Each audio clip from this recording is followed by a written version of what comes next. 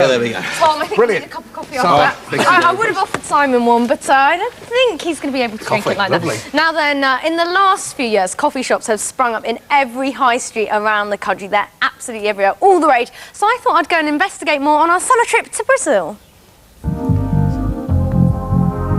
Brazil exports more coffee than anywhere else in the world. I went to the southwest of the country to join the harvest and find out how the fruit of these bushes is turned into one of our favourite drinks.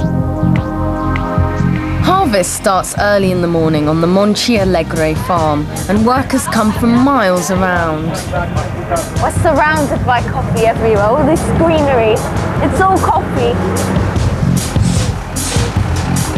Time for the hard work to begin. Que trabalho difícil. There was no hanging about. First task was to lay out huge sacks to catch the cherries as we picked them. Sempre de cima para baixo. Start at the top, yeah? So basically you're just stripping all these off the branches. They look a bit like weird grapes. Very good. Very good.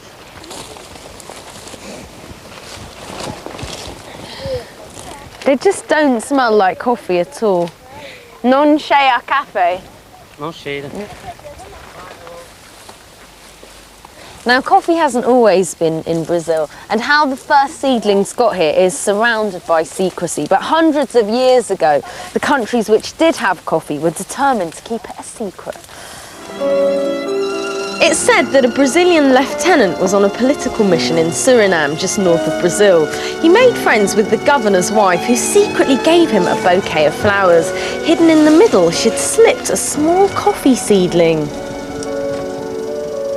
The lieutenant managed to smuggle it back, and that's how nearly 280 years ago, in 1727, the first Brazilian coffee trees were grown.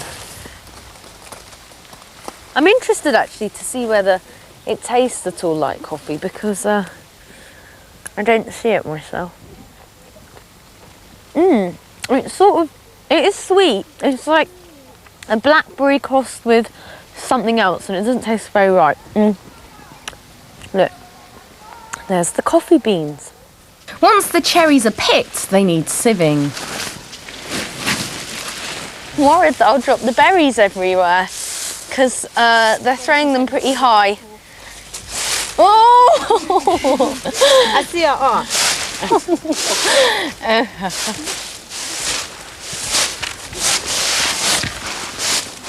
What this does is it gets out all the leaves and all the bits of twigs and things, so that it's just pure berries in the sacks. Oh!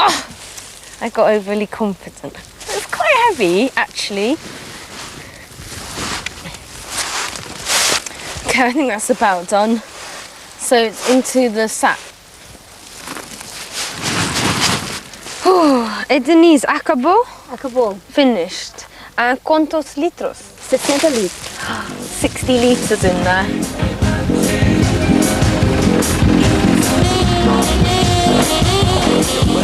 In this container, they weigh the berries to see how many there are. And Juan is making a note of that with his little computer thing over there, and that's how they calculate the wages.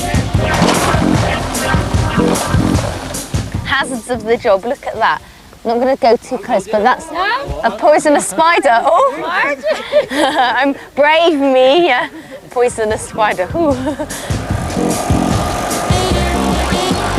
Okay, so it's time to unleash the cherries. Here we go. Whoa.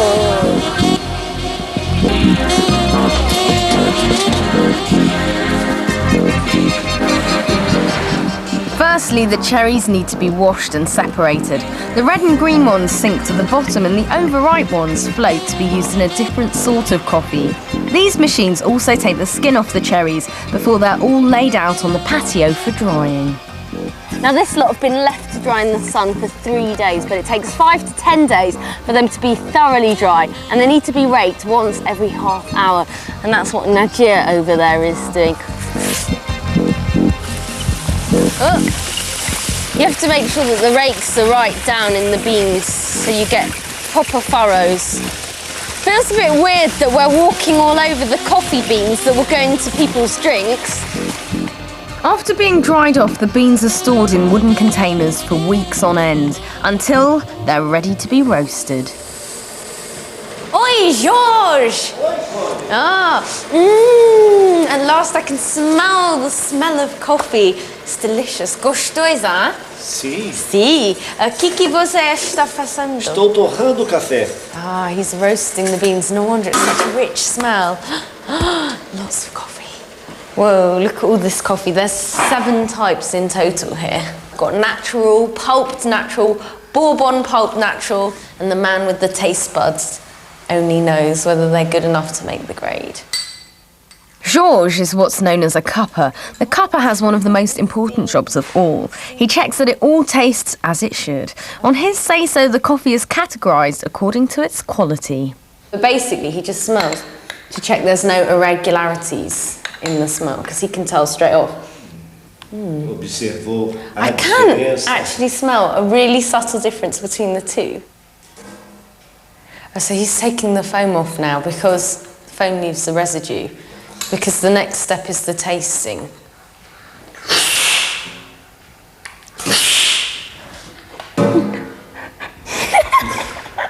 Sorry. Okay.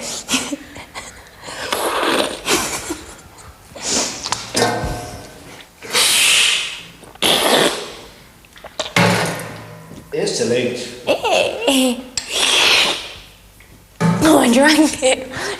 Sorry. It's good.